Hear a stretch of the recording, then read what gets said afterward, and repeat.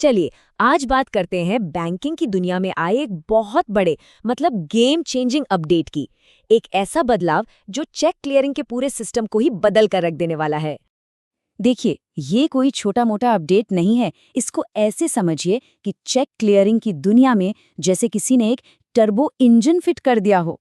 इस नए सिस्टम का नाम है CCSR, यानी continuous clearing and settlement on realization. तो चलिए जरा गहराई से समझते हैं कि ये आखिर है क्या और ये काम कैसे करता है। इस बदलाव की अहमियत को समझने के लिए ना पहले की कहानी को जानना जरूरी है। तो चलिए मिलते हैं अरूप से। अरूप एक छोटे व्यवसायी हैं। अब तक होता ये था कि जब कोई ग्राहक उन्हें चेक देता था तो उनके लिए एक लंबा इंतजार शुरू हो जाता था।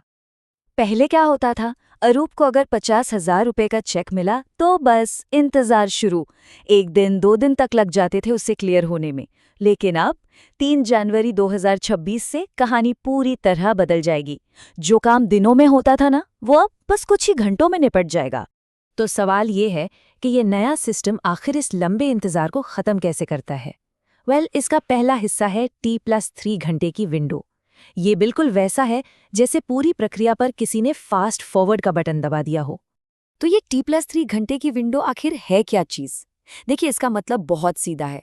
जिस बैंक का चेक है ना, उससे चेक मिलने के सिर्फ और सिर्फ 3 घंटे के अंदर अंदर ये फैसला लेना होगा कि चेक पास करना है या रिटर्न करना है।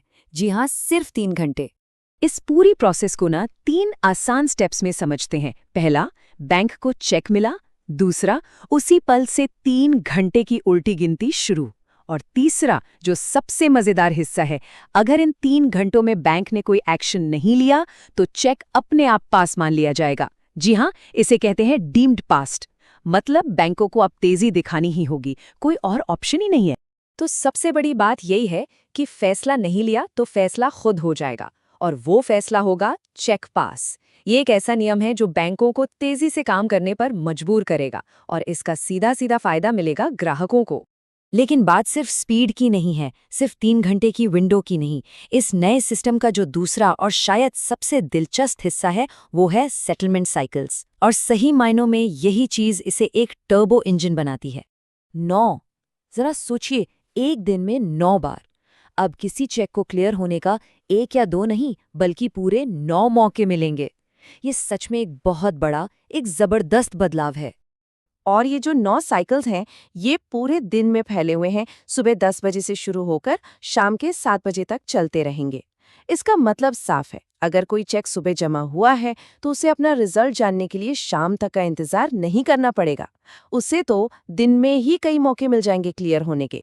ठीक है, तो हमने ये तो समझ लिया कि सिस्टम काम कैसे करेगा, पर सबसे जरूरी सवाल तो ये है कि इससे आम लोगों को, यानी बैंकिंग ग्राहकों को क्या फायदा होगा। उनके लिए इसमें क्या है? फायदे तो देखिए बिल्कुल साफ हैं। सबसे पहला और सबसे बड़ा फायदा, चेक बहुत बहुत तेजी से क्लियर होंगे। दूसरा, शैडो बैलेंस वाला जो कंफ्यूजन होता था ना, वो खत्म हो जाएगा। मतलब कई बार ऐसा होता है कि खाते में पैसा तो दिखता है पर उसे इस्तेमाल नहीं कर सकते। अब वो चक्कर खत्म। इसके अलावा ट्रांजैक्शंस में और ज्यादा पारदर्शिता आएगी, और जैसा हमने बात की, एक ही दिन में सेटलमेंट के कई कई मौके मिलेंगे।